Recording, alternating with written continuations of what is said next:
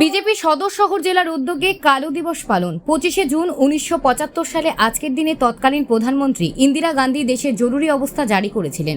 আর এই দিনটিকে বিজেপি সদর শহর জেলার উদ্যোগে কালো দিবস হিসেবে পালন করা হয়। বটতলা বাজার এলাকায় উপস্থিত ছিলেন বিজেপি সদর শহর জেলার সভাপতি সহ অন্যান্য কার্যকর্তারা।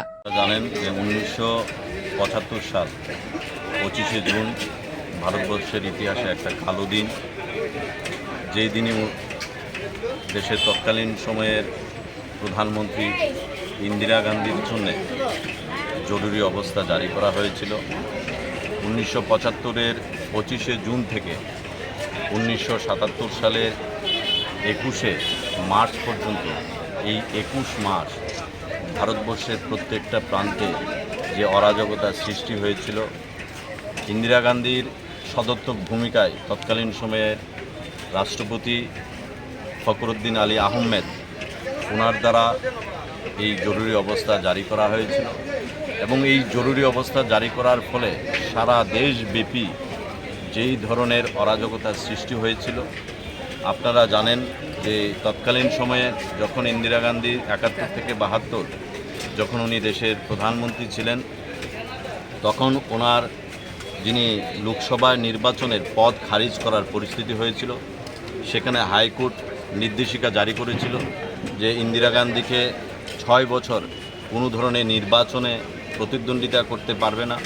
এবং সেই হাইকোর্টের আপিল সুপ্রিম কোর্টের যখন নিয়ে গিয়েছিল, সুপ্রিম কোর্টও হাইকোর্টের যে ভার্ডিক্ট, সেই ভার্ডিক্টের উপর সহমত পোষণ করে তার জন্য ইন্দিরা গান্ধী ইচ্ছা করে তৎকালীন সময়ের রাষ্ট্রপতিকে দিয়ে এই জরুরি অবস্থা জারি করা হয়েছে। এবং এই জরুরি অবস্থা জারি করার ফলে ভারতবর্ষের সাংবাদিকের উপর যেই ধরনের অকথ্য অত্যাচার শুরু হয়েছিল, কারণ একটাই ছিল যে এই খবর যাতে দেশের প্রত্যেকটা প্রান্তে যাতে না ছড়িয়ে পড়ে। 25 তারিখ জানানো হয়েছিল, মিডিয়ার কোনো খবর ছিল না এবং সমস্ত মিডিয়ার চ্যানেলের বিদ্যুৎ সংযোগ পর্যন্ত কেটে দিয়েছিল যাতে করে এই খবর চাউর না হতে পারে ভারতবর্ষের।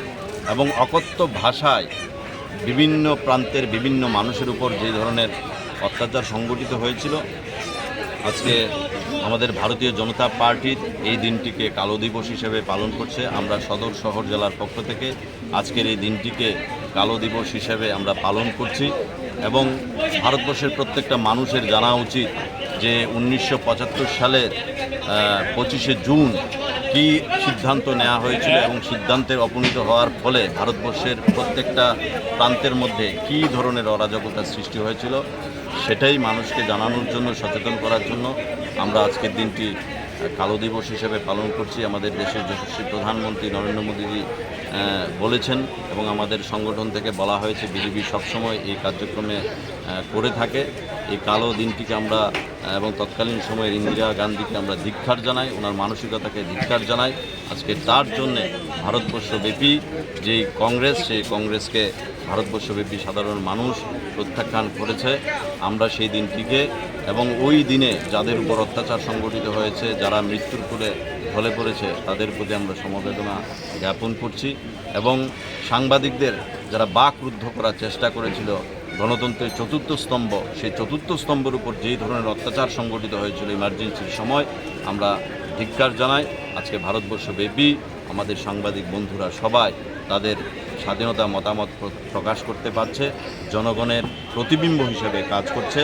আমরা আজকের দিনে ওই ইন্দিরা গান্ধীর যে সিদ্ধান্ত, সেই সিদ্ধান্তকে আমরা ধিক্কার জানাই।